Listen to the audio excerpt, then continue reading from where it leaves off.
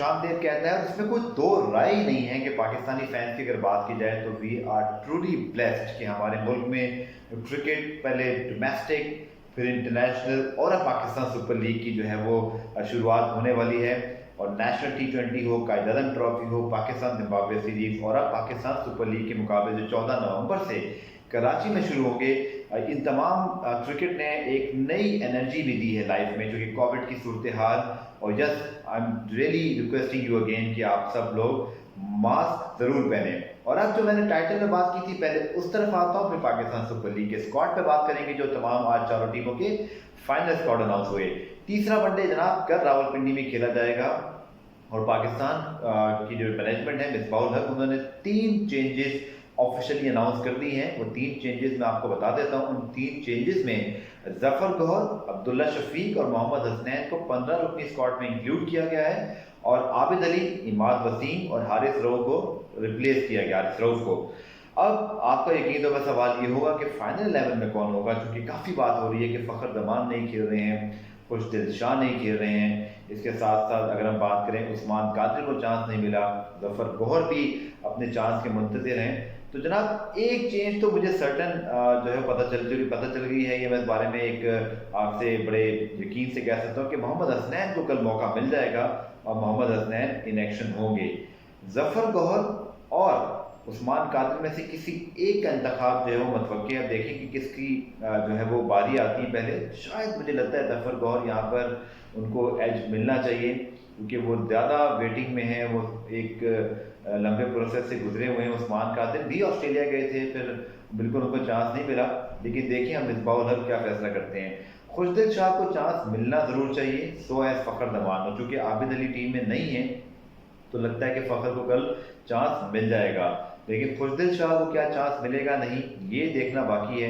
मेरी ज़ाती राय में उनको कल ज़रूर खेलना चाहिए, और उनको ना सिर्फ कल का वनडे बल्कि आने वाले 3 T20 मैचेस खेलने चाहिए, क्योंकि वो एक ऐसे प्लेयर नहीं है कि आपको हर मैच में वो रन्स बना के देंगे या उनका औसत या एवरेज बहुत अच्छा रहेगा। ही इज़ समवन जिनका काम मैच को फिनिश करना है, और मैच को फिनिश करना है तो जनाब आपको ऐसे प्लेयर को लॉन्ग रन देना पड़ता है, ताकि वो कंसिस्टेंसी भी बढ़ाता जाए, साथ साथ अपने पोटेंशियल को भी आजमाता रहे। और जैसा हमने बात की थी जनाब के जो PSL के स्क्वाड अनाउंस हुए हैं आज, और ऑब्वियसली हेडलाइन बनाई पेशावर ज़ल्मी, जिनको मैं भी सपोर्ट करता हूँ, और यकीन तौर पर फाफ डु प्लेसी जनूबी अफ्रीका के साबिक कप्तान और बहुत बड़ा नाम है दुनियाई क्रिकेट का।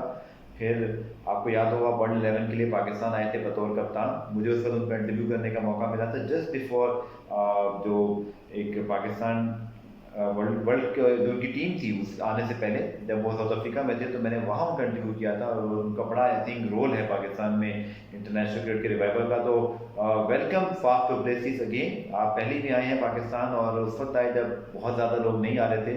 तो अगेन इस वक्त पेशावर ज़ल्मी की बैटिंग में एक नई डायमेंशन लेकर आएंगे, और मेरे ख्याल में बहुत ही सुपर पिक किया है पेशावर ज़ल्मी ने।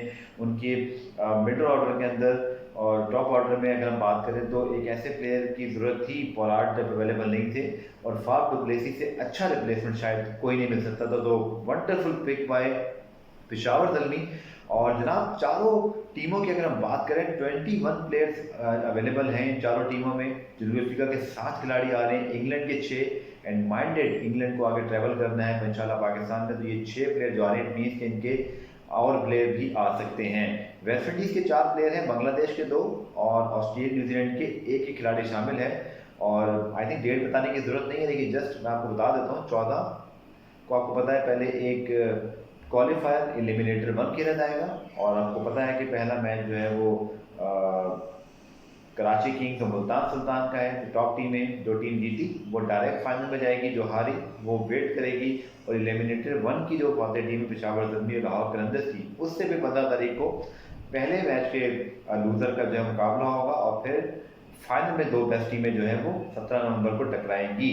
और आपके दिन में सवाल होंगे कि कौन से प्लेयर जो रिप्लेस हुए, इसकी क्या वजह है। तो जो PCB ने ऑफिशियली बताया है मैं आपको बता देता हूँ कि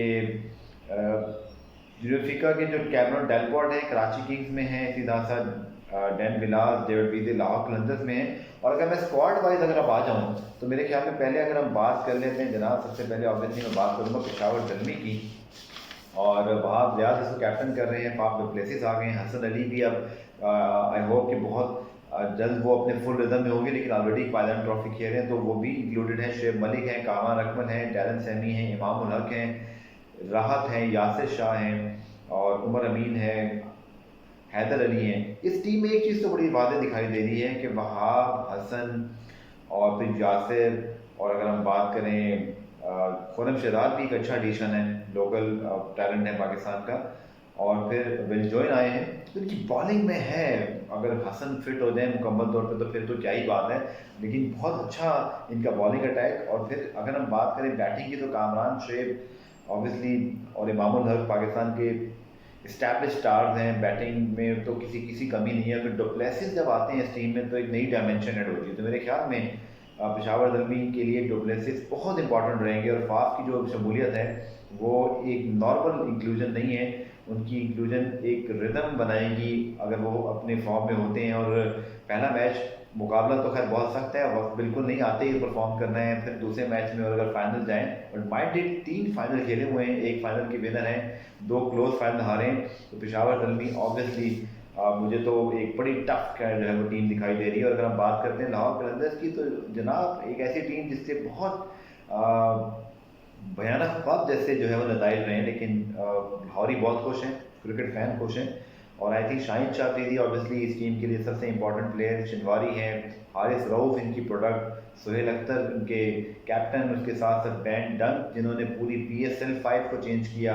और एक बहुत कॉम्पैक्ट किस्म की जो है वो टीम है।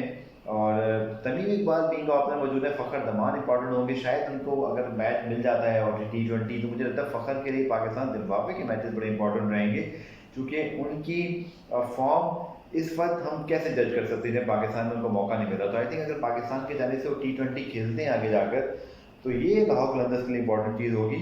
और इसके अलावा बात करें डेविड वीसे हैं और तमीम इकबाल आए हैं, थोड़ा सा T20 में शायद उनको तेज़ खेलने की ज़रूरत होगी, लेकिन बॉलिंग बहुत अच्छी है और यकीनी तौर पर इनकी बॉलिंग ही इनका सबसे बड़ा मुझे एडवांटेज दिखाई दे रही। बैटिंग में थोड़ी सी मुझे लगता है कि कमी बेशी भी है।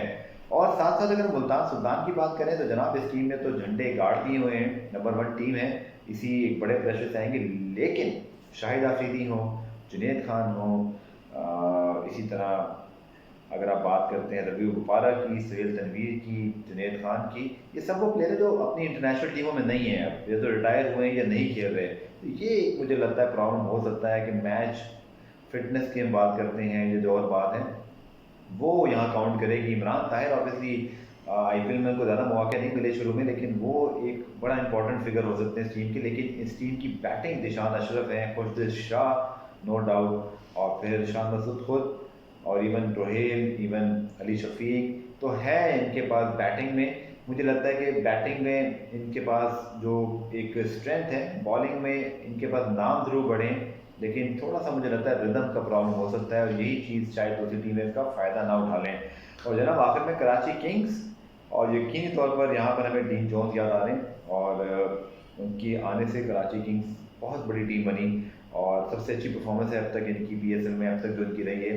सो डीनो रियली मिस यू, और बहुत एक बड़ा नाम और बहुत बड़े से पाकिस्तान क्रिकेट के सपोर्टर, एक बहुत बड़ा क्रिकेट का लेजेंड, और I have no words we are, but obviously मैं ये ज़रूर कह सकता हूँ कि Dino we miss you, we are missing you.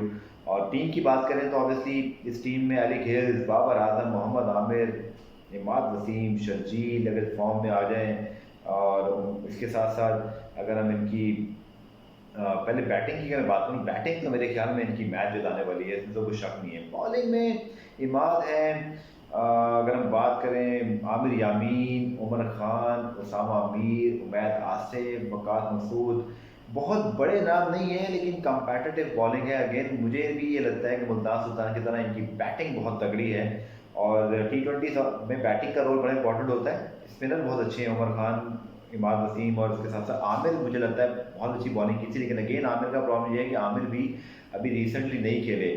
So ideally जिन टीमों के अंदर वो प्लेयर शामिल हैं जो पाकिस्तान जिम्बाब्वे सीरीज या IPL या लीग्स खेल के आ रहे हैं तो एक रिदम में होंगे, बट जो नेवर नो किस टीम का दिन हो, तो प्ले ऑफ राउंड के लिए तो मैं ये कह सकता हूँ एलिमिनेटर और फिर क्वालिफायर या फाइनल के लिए कि बहुत शॉर्ट स्पैन में ये 4 मैचेस होंगे 3 दिन के अंदर, और यहाँ रिदम और जिस टीम का दिन हुआ, थोड़ा सा लक चाहिए होगी और वो टीम आगे जा सकती है। बट जो स्ट्रेंथ है, मैंने आपको बताया कि कराची और मुल्तान की बैटिंग में मुझे बड़ी पावर नज़र आ रही है, लेकिन लाहौर पेशावर की बॉलिंग में जो है वो दम है। तो देखते हैं जनाब कि अब ये जो PSL के प्लेऑफ कौन इसमें जीतता है, फाइनल में कौन जाता है। आप किस टीम को सपोर्ट कर रहे हैं, आपके ख्याल में कौन सी टीमों में अच्छे इंक्लूजन हुए हैं, मुझे अपना फीडबैक जरूर दीजिएगा। कोई सवाल हो, कोई क्रिटिसिज्म, कोई तारीफ करनी हो तो मेरा पेज हाजिर है, आप जाकर वहाँ पे फीडबैक दे सकते हैं। और अब चूंकि PSL अप्रोचेज हैं, पाकिस्तान की सीरीज़ का भी कल तीसरे मैच के बाद एक डिटेल रिव्यू करूंगा, तो उसके लिए सवाल अगर आपके पास हो तो मुझे ज़रूर भेजिएगा। आप सबका बहुत शुक्रिया, टेक केयर, खुदा हाफिज़।